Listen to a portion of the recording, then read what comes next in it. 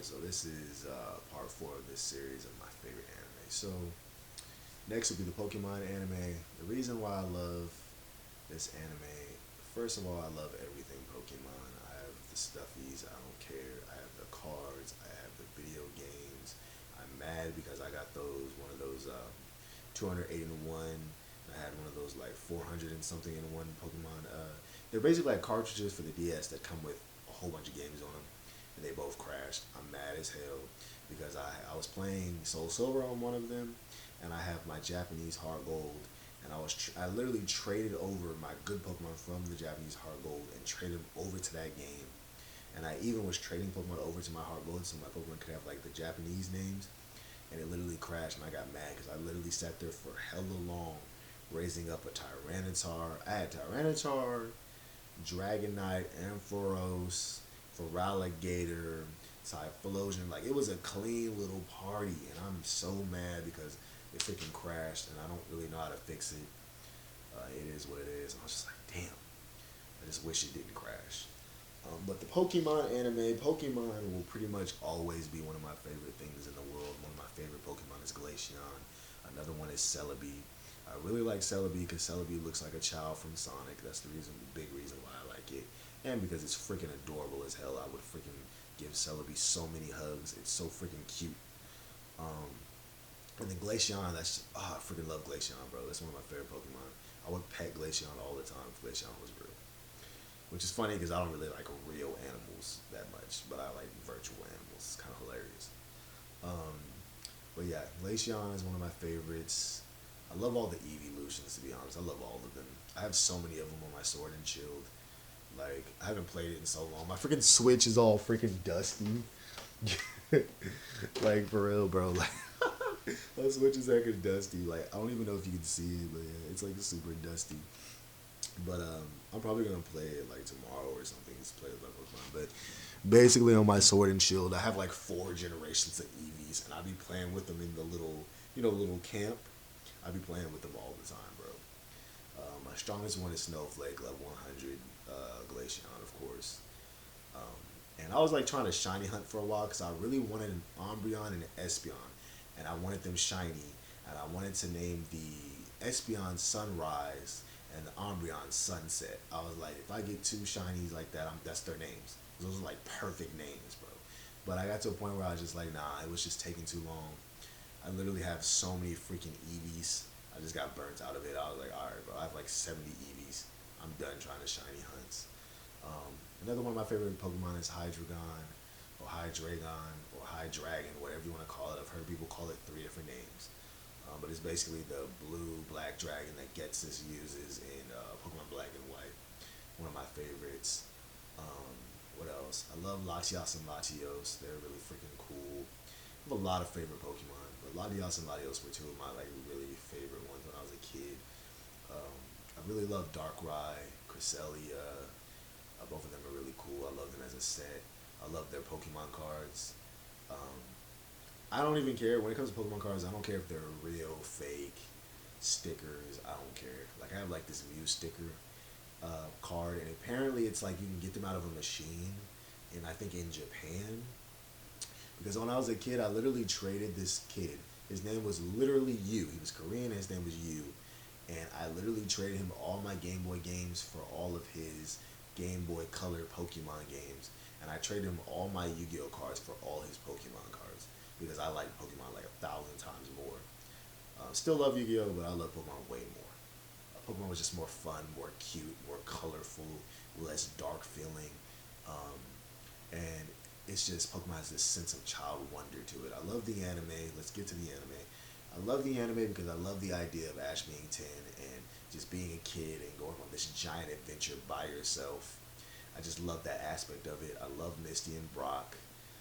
They're a really good trio of characters. I love Pikachu. Pikachu is such a douchebag at the beginning, but then he slowly warms up to Ash because Ash literally saves him, but he also saves Ash. They literally save each other, and they're both stubborn and hard-headed, which is why they're so cute and adorable together. And then Misty, of course, can't stand Ash because Ash like burned her bike, and she wants him to get her a bike again or whatnot. Um, And then Brock, of course, decides to go with him. And Brock is like, he's a Pokemon breeder. He's taking care of his like 20 or 30 brothers and sisters as the first gym leader of the what is it? The Pewter Gym? Is it Pewter? I'm pretty sure it's Pewter Gym. Y'all can correct me if I'm wrong. Because Viridian City is Giovanni's gym. Yeah, it's Pewter. It's the Pewter City Gym. Yeah, because Viridian City is blue. Depending on what game you're playing, it's blue or it's Giovanni. Um, but yeah, I really love all those characters, and just as a kid, it felt like a dream.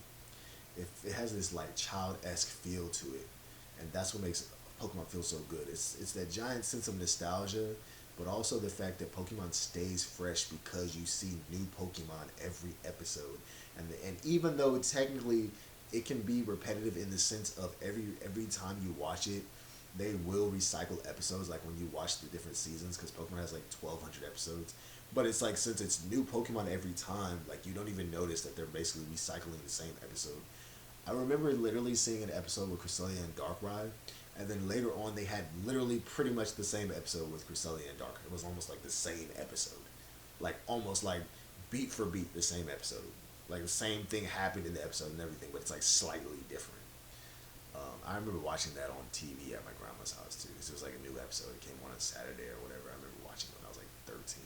I used to actually stay up till like 3 o'clock in the morning to watch Pokemon Diamond and Pearl, because my grandma had it on TV where it came on at 3 o'clock in the morning, and my body would naturally wake me up to watch it. Because on DirecTV you had the little reminder thing, so I would put that on and I would turn it up a little bit so I could hear it, and it would come on, and I freaking loved just sitting there watching it at 3 o'clock in the morning. But I would turn it really low so my grandma couldn't hear it, and she didn't mind me watching it. She just didn't want it hella loud. But that's how I used to watch Pokemon sometimes. And then Pokemon, what was it? Advanced Battle used to come on at like 6 o'clock in the morning. You have to wake up like super early to watch it. But the Pokemon anime will always have a special place in my heart. Specifically, the Pokemon Indigo League and the Pokemon Orange Islands. I love the Orange Islands the most. That's where you get Snorlax at. I love the island with like the pink Pokemon where they eat the fruits and they turn pink. I love that we meet Lorelei or Prima, whatever you want to call her. I love Professor Ivy. Professor Ivy to me was gorgeous as hell. I was like, bro, I had a big crush on her as a kid, just like Brock. I personally like Tracy and how he used to draw Pokemon. I thought that was cool, and I really like Scyther when he got his Scyther. I love those cute little Lapras that Ash rides on. I love the Orange Leagues. I always felt like those. I always wish that they had the Orange Islands in the games, but they basically say. I remember somebody saying that the Sevi Islands is basically the Orange Islands. It's like the same thing, and then the Pokemon 2000 movie, those three islands are basically also the Orange Islands. That's what I heard, which that makes sense. Like all those islands are connected. The Sevi Islands and the Orange Islands are all connected. I believe it. Um, but yeah, I really loved the Orange Islands as a kid. But I love the Indigo League too. My personal like top 5 episodes. Let me see.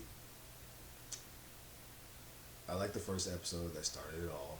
I think the first episode is called Pokemon I Choose You. I believe that's the first episode. I like the one where we actually see Jigglypuff for the first time. Where basically it's like we see Jigglypuff in like this Las Vegas looking city. That's like the first episode. And then I also remember the episode where basically it's like the Sabrina episodes were good. Um, and then freaking what other episodes I like? I like the one with Blaine where it's like Charizard fights Magmar over the volcano. I always thought it was kind of funny how like Charizard just doesn't listen to Ash, but I like how if I remember correctly in the Orange Islands he starts to listen to Ash, um, which I liked. I like when he started finally listening to Ash, bro. It felt good. But I also realized, you know what I noticed? The reason why he didn't listen to Ash is because technically he's like a traded Pokemon. Technically it's not Ash's Pokemon and he didn't really technically have enough badges, which is why he evolved so fast and why he wouldn't listen, which made like perfect sense, you know. But Charizard, I love Charizard. You know, I hated that he didn't listen to Ash at first, but as an adult, it like makes sense. I remember thinking that Jesse, James, and Meowth were annoying as a kid because I always felt like they disrupted the episodes. But then it was like I realized later on, like I like them a lot because they're freaking hilarious as hell, and they're really lovable. And even though they try to steal Ash's Pokemon, they help him sometimes. It's like, and they genuinely have a love for Ash, even though they're always trying to steal his Pikachu. They actually do care about him, and you see it a lot more later on in like Diamond and Pearl and stuff when they're like working in the backgrounds and stuff. Because they'll like work at like the events to add like the tournaments that he's a part of. They'll literally like work at the tournaments. It's kind of funny. They'll like work at the tournaments and be selling like popcorn and stuff and get money that way. So that was something that I really liked when it came to Pokemon in the anime. I liked that about them later on when I got a little older when I was like 15, 16. Um, my top Ash's Pokemon. I like Sceptile. I felt bad when it evolved, and the one Pokemon I didn't like, I think it was Meganium, that didn't like him. That was sad. But I like Sceptile. Of course, I like Pikachu. Pikachu OP as hell. Of course, I like Pidgeot. I always like the old school with Pidgeot, Butterfree, um, Krabby. I like how Krabby evolved into Kingler during Pokemon League. Um, I like his Dragonite now, one of his newer ones that loves to hug people, and I think it's a girl. I like how he has Gengar. I like how he finally got a Lucario. Later on, he finally started getting Pokemon that he should have had, like at the beginning.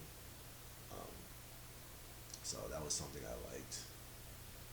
Um, what else? Yeah, I really just like the whole adventure aspect of Pokemon. It's just really good, and it always feels fresh. Like I said, because there's always new Pokemon that pop up. So even when they do something that's recycled, like they might have an episode about ghost Pokemon in like a haunted tower or something. It's like it's different new Pokemon because they're in a different new region. Pokemon could technically go on forever, even though technically Ash's story is over, which did make me like go in my feels. Like he had that fight with Leon and everything. It's pretty crazy. Um, yeah, so that's one of my favorites, bro. The Pokemon anime for me is a 10 out of 10. I don't care, bro. It is. Like I can sit there and rewatch it so many times. And I feel like if a show is really rewatchable and you rewatch it like hella times, I think that means that it's like a really good show. Um, let's see what else they have. Is that? I think that's like number 7 on my list. What else, bro? I'm trying to think. Dragon Ball Z is on there. Like I told you, that was the one I liked as a kid. I'll give that one a 10 out of 10 too. Um, I personally like the Blue Saga the most. But I remember as a kid, I really liked the Cell Saga a lot. Like Dragon Ball Z Kai. Dragon Ball Z Kai made me like really like the Cell Saga.